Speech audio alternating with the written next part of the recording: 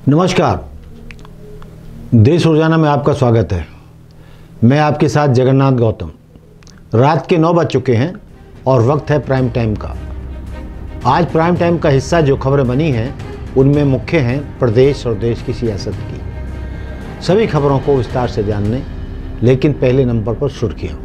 PM Modi ने video conferencing के जरिए बांग्लादेश में 3 परियोजनाओं का उद्घाटन।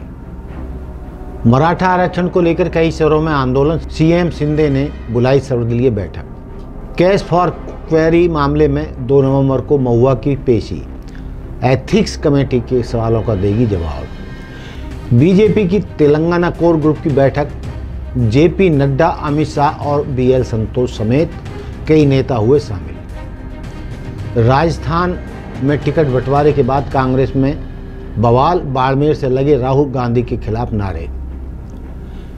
गाजा के शरणार्थी कैंप पर आईडीएफ ने किया बमबारी, फिलिस्तीन का दावा, हमले में 50 लोगों से ज़्यादा की मौत। भारतीय मूल के लेखक क्रिस मंजापरा नंदिनी दास ब्रिटिश अकादमी पुरस्कार के लिए शॉर्ट लिस्ट हुए। अब खबर विस्तार से।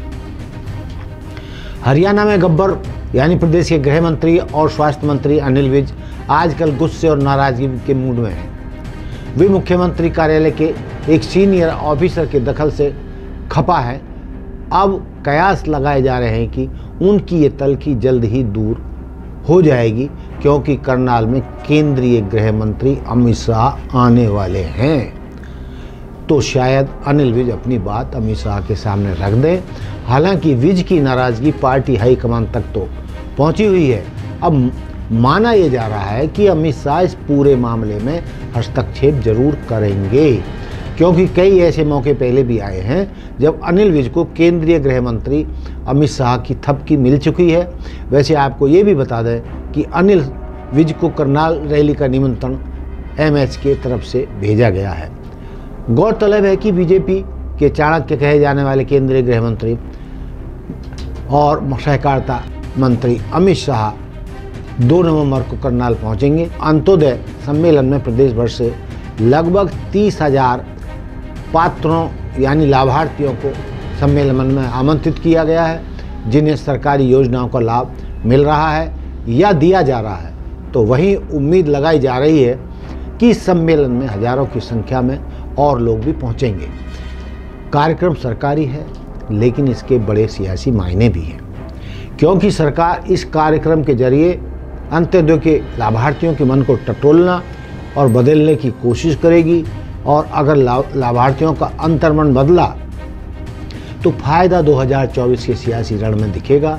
और वैसे भी फिलहाल में नायक सैनिक को बीजेपी का प्रदेश अध्यक्ष बनाकर भाजपा पिछड़ों को साधने की कोशिश पहले ही कर चुकी है। और अब अंत्योदय सम्मेलन एक और जरिया बनने जा रहा है। यूं तो बात बीजेपी की हुई, अब बात कांग्रेस की। हरियाणा में 2024 में होने वाले लोकसभा और विधानसभा चुनावों को लेकर कांग्रेस यमुनानगर के रादौर से चुनावी बिगुल फूंक चुकी है। पूर्व सीएम भूपेंद्र सिंह हुड्डा और उनके बेटे दीपेंद्र हुड्डा इस रैली में मौजूद रहे। पूरे प्रदेश की सभी 90 विधानसभा सीटों पर जन आक्रोश रैली कांग्रेस कर रही है। कांग्रेस लाओ देश बचाओ अभियान के तहत पूरे प्रदेश में रैलियां हो रही हैं। हालांकि इस रैली में कांग्रेस की पूर्व अध्यक्षा कुमारी शैलजा, राज्यसभा सांसद रणदीप सुरजेवाला शामिल नहीं हुए। यानी भले ही इस रैली में गठबंधन सरकार को घेरने की कोशिश हुई हो, लेकिन एसआर के ग्रुप के नेताओं ने यह दिखा दिया कि पार्टी में सब कुछ ठीक ठाक नहीं चल रहा है। और यही बात कांग्रेस प्रभारी दीपक बावरिया के गुस्से से तमतमाए लाल मुंह पर भी नजर आ रही है, जो पूर्व विधायक राकेश कंबोज पर बरस रहे हैं। दरअसल कांग्रेस के प्रदेश प्रभारी दीपक बावरिया इन दिनों प्रदेश दौरे पर हैं, कार्यकर्ताओं से मुलाकात कर रहे हैं, बैठक भी हो रही है। इसी सिलसिले में जब दीपक बावरिया करण लेक पर महिला नेत्री के कहने पर कांग्रेस कार्यकर्ताओं से बैठक लेने लगे, ये मीटिंग शुरू ही हुई थी कि पूर्व विधायक राकेश कंबोज वहाँ पहुँचे और कहने लगी कि हमें इस बैठक में न्योता क्यों नहीं दिया गया। और इसको लेकर दोनों में भिड़ंत हुई। हालांकि फिर बाद में राकेश बावरिया ने माफ़ी भी मांगी। आइए आप भी सुनिए क्या कहा उन्होंने। नहीं बोल रहा है और मैं पूछूं उसका जवाब दे रहा हूं। Sir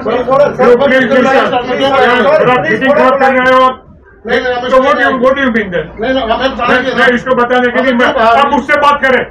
please talk to me. आप मुझसे बात करें पहले। आप पहले मुझसे बात करें। मैं जो प्रश्न पूछ रहा हूँ अरे आपको क्यों बताए? आपको विशेष व्यक्ति है, आपको क्यों बताए? अरे क्या था, आप सुन लीजिए।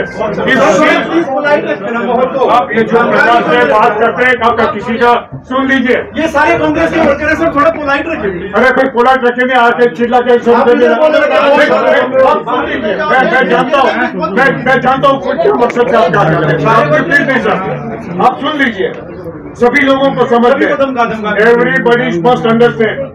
ये कांग्रेस का प्रोग्राम है, किसी ने ऑर्गेनाइज नहीं किया।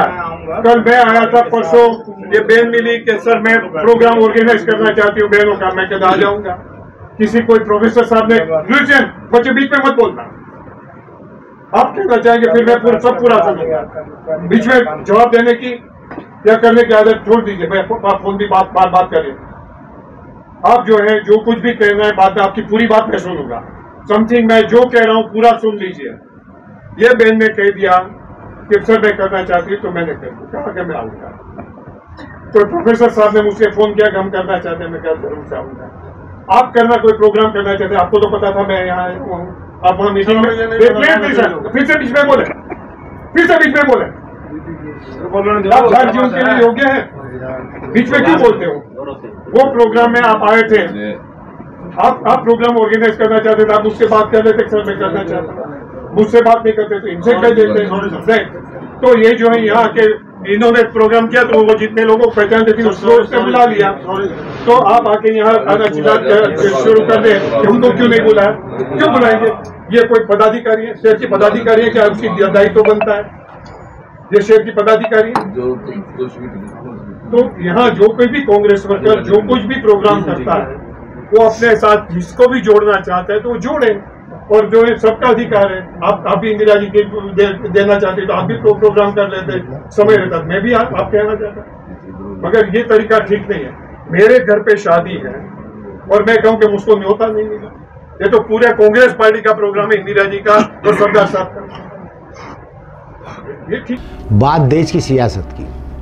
दिल्ली का कथित शराब नीति घोटाला, जिसमें हाल फिलहाल में राष्ट्रीय स्तर की पार्टी बनी आम आदमी पार्टी फंसी पड़ी है। आम आदमी पार्टी में जैसे ही किसी नेता को जांच एजेंसी का नोटिस मिलता है तो गिरफ्तारी की आशंकाएं लगाना जायज़ हो जाती हैं। अब आम आदमी पार्टी के संयोजक और दिल्ली के मुख्यमंत्री केजरीवाल को ईडी ने बुलावा भेजा है। 2 नवंबर को उन्हें तलब किया गया है। सियासी चश्मे से देखें तो बीजेपी के साथ साथ इस बात का फ़ायदा इंडिया गठबंधन को मिल सकता है। दिल्ली सेवा बिल को लेकर विपक्षी दलों में एकजुटता पहले देखने को मिली तो हो सकता पहले जैसी एकता देखने को मिली तो हो सकता है कि इस बार भी ऐसा ही कोई एकता देखने को मिले। अरविंद केजरीवाल को ईडी का नोटिस 2 नवंबर के लिए दिया गया है। अब तक आम आदमी पार्टी के मनीष सिसोदिया के साथ साथ सांसद संजय सिंह और सत्येंद्र जैन पहले से ही मनी लॉन्ड्रिंग के मामले में जेल में बंद हैं और अब अरविंद केजरीवाल को ईडी ने पूछताछ के लिए बुलाया है। हालांकि इससे पहले अप्रैल में सीबीआई भी अरविंद केजरीवाल से पूछताछ कर चुकी है। और इधर खबरें ऐसी भी हैं कि जांच एजेंसी आम आदमी पार्टी को केस में पार्टी बनाने पर विचार कर रही है। अब यह तो वक्त आने पर मालूम होगा कि क्या इस पूछताछ के बाद केजरीवाल जी की भी गिरफ्तारी होती है या नहीं। लेकिन विपक्षी खेमे में कभी दूर और कभी पास दिखाई पड़ने वाले अरविंद केजरीवाल जब बात दिल्ली सेवा बिल की आई थी तो विपक्षी खेमे के नेताओं से मुलाकात भी कर रहे थे।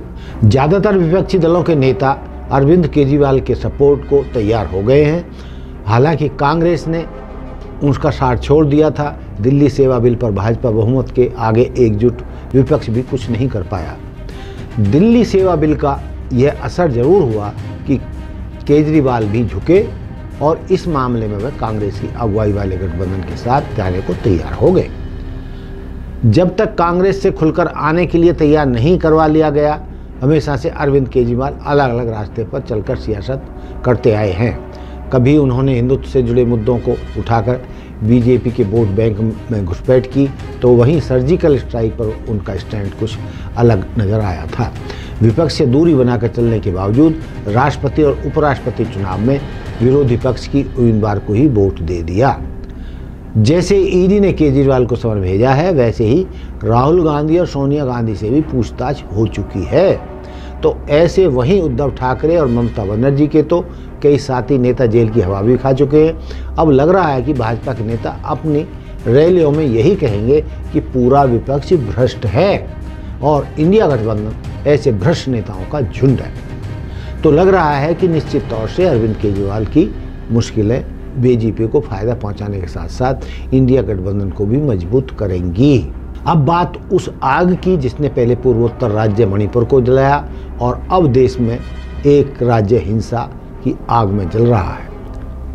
महाराष्ट्र में मराठा आंदोलन की आग सुलग रही है। आंदोलन इस तरह से उग्र है कि कई नेताओं के घर तक जला दिए गए हैं और आग की लपटें आज दिल्ली तक भी पहुंच गई। बीते दिनों में 3 लोगों ने आत्महत्या कर ली है, बल्कि हत्याएं तो इससे ज़्यादा बताई जा रही हैं। कुछ लोगों ने खुदकुशी की कोशिश भी की है। तो महाराष्ट्र के मुख्यमंत्री एकनाथ शिंदे ने सर्वदलीय बैठक बुलाई है। इस बैठक में मराठा समुदाय को आरक्षण मिलना चाहिए, इस पर सहमति तो बनी, लेकिन आरक्षण को कानून की सीमा में ही दिया जाएगा। इसके प्रावधान इस तरह से होंगे कि किसी दूसरे समुदाय को इसका नुकसान न उठाना पड़े। आपको बता दें कि सुप्रीम कोर्ट ने खामी और कमियों के कारण मराठा समाज को जो आरक्षण पिछली बार दिया गया था उसे रद्द कर दिया था। अब सीएम शिंदे का कहना है कि मराठा आरक्षण आंदोलन के शांतिपूर्ण समाधान के लिए प्रदर्शनकारियों को सरकार को कुछ वक्त देना चाहिए और प्रशासन के साथ सहयोग करने की जरूरत है। अब आपको सियासत की एक ऐसी तस्वीर दिखाते हैं जो आपके चेहरे पर हैरत की मुस्कान ला देगी। मध्य प्रदेश में भी विधानसभा चुनाव हैं, तो मध्य प्रदेश की बुधनी विधानसभा कांग्रेस प्रत्याशी विक्रम मस्ताल चुनाव प्रचार के दौरान वोट मांगने मुख्यमंत्री शिवराज सिंह चौहान के घर पहुंच गए। आपको बता दें कि भाजपा ने 2023 की विधानसभा चुनाव के लिए बुधनी सीट से शिवराज सिंह चौहान को उम्मीदवार बनाया है और शिवराज सिंह चौहान के सामने कांग्रेस उम्मीदवार टीवी एक्टर विक्रम मस्ताल को चुनावी मैदान में उतारा गया है। कांग्रेस के प्रत्याशी विक्रम मस्ताल से सम्मान भी किया। सियासत में ऐसे सुंदर दृश्य बहुत कम देखने को मिलते हैं। आपको बता दें कि इससे पहले साल 2018 में जब कांग्रेस के वरिष्ठ नेता और प्रदेश के पूर्व सीएम दिग्विजय सिंह ने नर्मदा परियोजना यात्रा निकाली थी, तब से शिवराज सिंह चौहान के गांव भी पहुंचे, तब शिवराज सिंह चौहान के घर भी गांव भी पहुंचे थे और शिवराज सिंह चौहान के परिवार ने दिग्विजय सिंह और उनकी पत्नी अमृता सिंह का स्वागत सम्मान भी किया था। चलिए आज के प्राइम टाइम में इतना ही।